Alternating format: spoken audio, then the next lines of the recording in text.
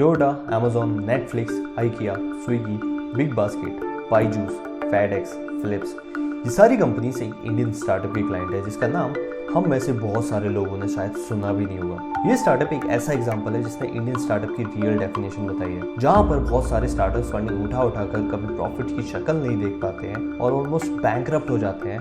वहां पर ये स्टार्टअप बिना किसी फंडिंग के, बिना किसी इन्वेस्टर के, सिर्फ अपने दम पर आज इंडिया का सबसे प्रॉफिटेबल स्टार्टअप बन गया है। ये स्टार्टअप जिसका 2023-24 में रेवेन्यू 8,000 करोड़ का था और प्रॉफिट 250 करोड़ का था। इस स्टार्टअप की वैल्यूएशन आज के टाइम पर 40,000 करोड़ की है। 180 से ज़्यादा कंट्रीज में इनका बिजनेस है, 6 करोड़ से ज़्यादा इनके कस्टमर हैं और फॉर्च्यून 500 की 300 कंपनीज इनकी क्लाइंट है। तो कैसे एक बूटस्ट्रैप कंपनी जो ना कभी लोन लेती है, ना कोई इन्वेस्टमेंट उठाती है, इंडिया के इकोसिस्टम में अपना एक अलग ही रंग दिखा रही है, चलिए समझते हैं। Let me tell you the story of the most profitable startup of India, Zoho, and its founder Sridhar Prem. The story starts from a small village called Tanjavur in Tamil Nadu.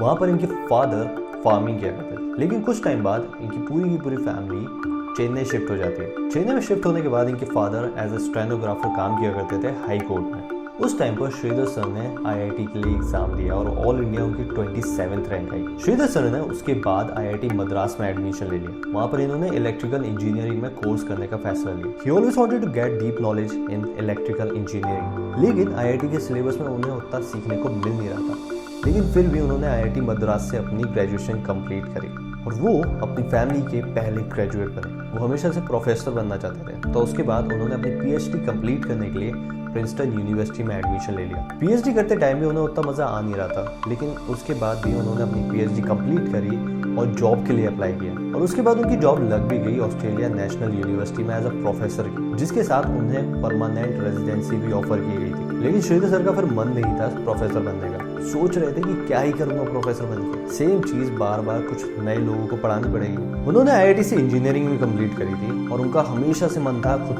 का कुछ करने का, जो कि relevant हो उनकी field से और जिससे उन्हें थोड़ा सा बूस्ट मिले अपनी कंपनी स्टार्ट करने के लिए। तो प्रोफेसर की जॉब रिजेक्ट करके ही joined Qualcomm as a engineer. जब इन्होंने कॉलकॉम ज्वाइन किया, वहां पर ही met someone who was a new joinee in Qualcomm, जिसने पहले दिन ही आकर इनसे बोल दिया कि आपको अपनी खुद की कंपनी स्टार्ट करनी चाहिए।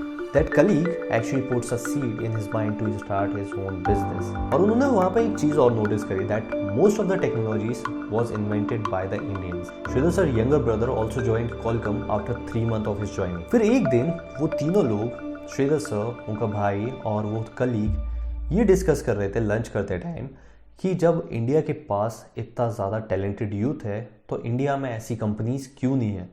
इसके कुछ दिन बाद श्रीधर सर के भाई कॉलकॉम से रिजाइन कर देते हैं और इंडिया वापस आ जाते हैं और कुछ महीने बीतते हैं और उसके बाद साल आता है 1996। उस टाइम श्रीधर सर एक इंसान से मिलते हैं जिनका नाम था टोनी थॉमस। उस टाइम पर जिस कंपनी में टोनी सर काम किया करते थे वो अपने एम्प्लॉयज़ को फायर कर रही थी, जिसके बदले में वो अपने एम्प्लॉयज़ को पैसे दे रही थी। टोनी सर ने वो ऑफर एक्सेप्ट किया और वो भी इंडिया वापस आ गए। In that same year Sridhar sir also resign from his job and move to Silicon Valley to figure out what to do next. उस टाइम बीतता है सिलिकॉन वैली में, श्रीधर सर के पैसे खत्म हो रहे थे और इंडिया में श्रीधर सर के भाई और टोनी सर मिलकर एक कंपनी स्टार्ट करते हैं जिसका नाम वो रखते हैं एडवेंट नेट और एक सॉफ्टवेयर डेवलप करते हैं। और उसके बाद 1997 में लॉस वेगस में एक ट्रेड शो में श्रीधर सर अपनी कंपनी का सॉफ्टवेयर रिप्रेजेंट करते हैं एज अ सेल्समैन और वहाँ पर उन्हें अपना पहला क्लाइंट मिलता है जो कि थी एक जापानीज कंपनी। लेकिन ऐसे कैसे यार, ऐसे ही तो मिला नहीं होगा। एक्चुअली में जो इनका सॉफ्टवेयर था वो एक नेटवर्क मैनेजमेंट सॉफ्टवेयर था और वहाँ पर बहुत सारी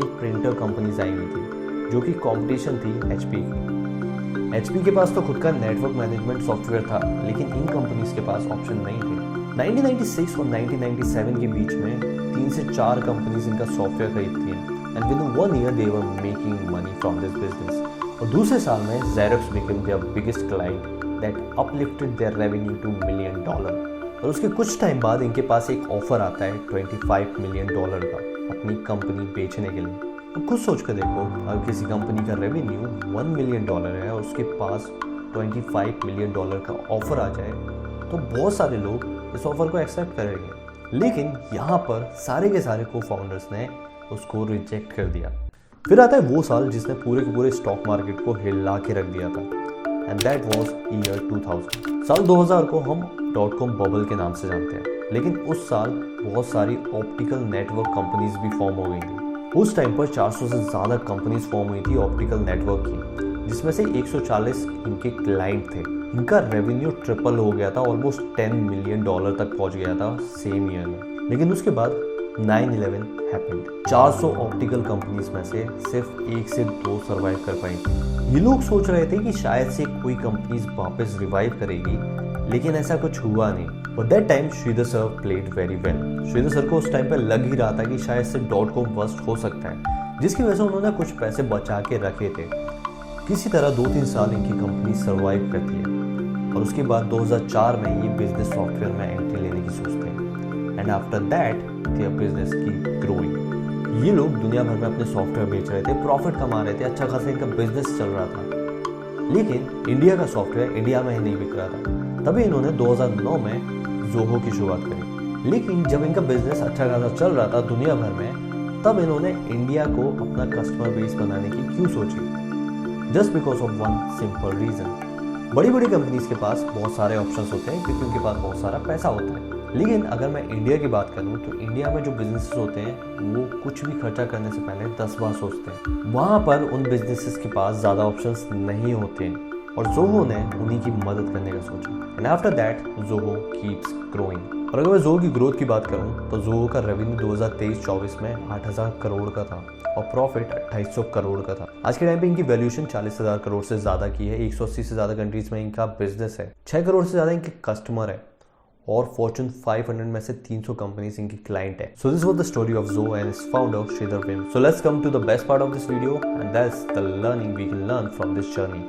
Sridhar sir believes in this simple philosophy, which is like business is a marathon, not a 100-meter race, which you can win by putting steroid in your body. That means अगर आपको business करना ही है तो long term के बारे में सोचो। Business में करोड़ों लगाकर अगर आप लॉस ले रहे हो तो क्या फायदा? शॉर्ट टर्म में तो सब सही दिखेगा, लेकिन उसके बाद आप दिखोगे भी नहीं।